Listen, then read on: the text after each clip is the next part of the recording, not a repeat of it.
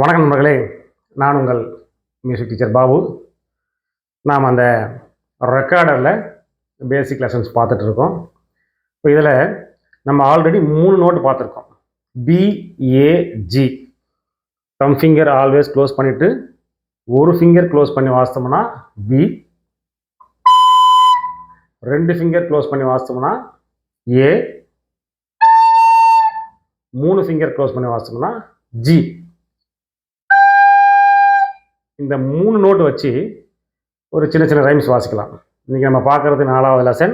இந்த 4வது லெசனில் புது நோட் எதுவும் பார்க்காம படித்து அந்த 3 நோட்டு வச்சு ஒரு சின்ன சின்ன ரைம்ஸ் வாசிக்க முடியும், ஈஸி வெர்ஷனாக. அதில் நம்ம இன்றைக்கி பார்க்க போகிறது மேரி ஹேட் எ லிட்டில் லேம்ப்னு ஒரு சின்ன ரைம்ஸ் இருக்குது. அதனுடைய ஈஸி வெர்ஷன் பார்ப்போம். இப்போ first line B A G A B B B.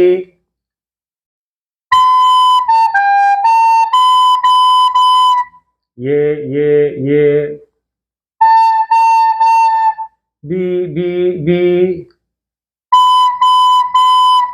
B A G A B B B G A A B A G. இப்போ இதை சேர்த்து வாசித்தோம்னா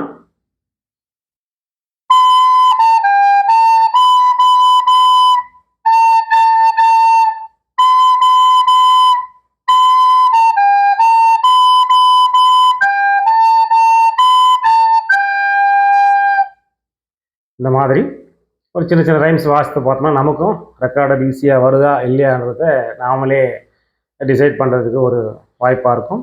இதை யூஸ் பண்ணி ட்ரை பண்ணி பாருங்கள். நன்றி, வணக்கம்.